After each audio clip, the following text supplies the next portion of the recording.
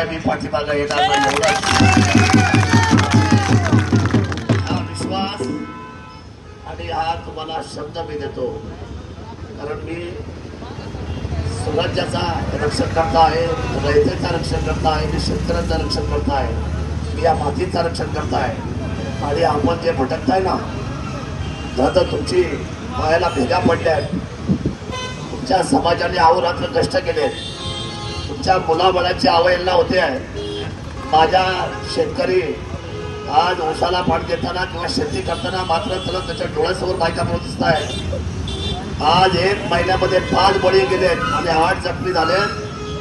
त्यांना भावपूर्ण आदरांजली द्यायची असेल तर हा लढा करायचा, लढून याला अंत केल्याशिवाय आपण पाठीमागं हटणार नाही. तुम्ही समजून आलात, त्याला खूप काय बोलता येणार नाही. मी गैरून गेलो तुमच्या सांगायच्या येण्याने. तुमचा प्रेम, तुमचा जिव्हाळा, तुमची आपुलकी ही माझ्या आयुष्यातली सगळ्यात मोठी ताकद आहे.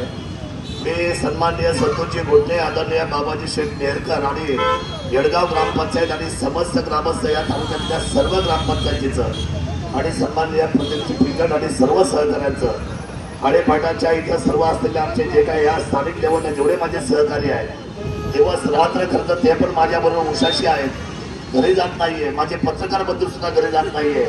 मी तुम्हाला शब्द दिला आहे, तो निघलेले लढेल आणि सरकारकडून या अधिकाऱ्यांवर कारवाई करून लवकरच हे भयमुक्त युद्ध करेल एवढाच विश्वास तुम्हाला या माझ्या माध्यमातून देतो आणि माझ्या शब्दाला देतो. आणि अधिक ताकद घेण्यासाठी उद्याच्या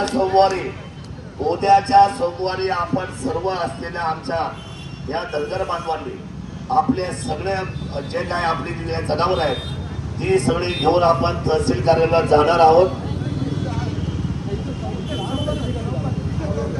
नाही, आपण इथं या आळे फाट्याला.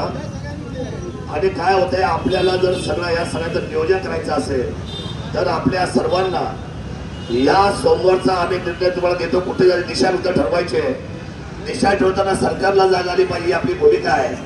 आपण थोड्या वेळामध्ये हा निर्णय करू आणि सर्व तमाम शेतकरी बांधव या तालुक्यातले सर्व शेतकरी गावागावातून निघतील. मला खात्री आहे, एकदा आवाज दिल्यानंतर आणि सर्वसामान्य हित उभा राहिल्यानंतर कमीत कमी या तालुक्यातले सर्व गाव आपली कामं हातातून सोडून आणि आपल्या सर्व धनगर समाजाची साथ घेऊन आपण योग्य त्या दिशेने सोमवारची आपण आपण चालू.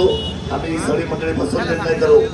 सोमवारचा दिवस मात्र आपल्या लढाईचा, तीव्रतेचा, आपण तेवढ्या शांततेचा, परंतु सरकार आणि प्रशासनाला कळण्याचा दिवस आहे. आपण तो दिवस मात्र आपण साबूत आणि खाली ठेवा, एवढंच मी तुम्हाला सांगतो आणि माझ्या शब्दाला विराम देतो.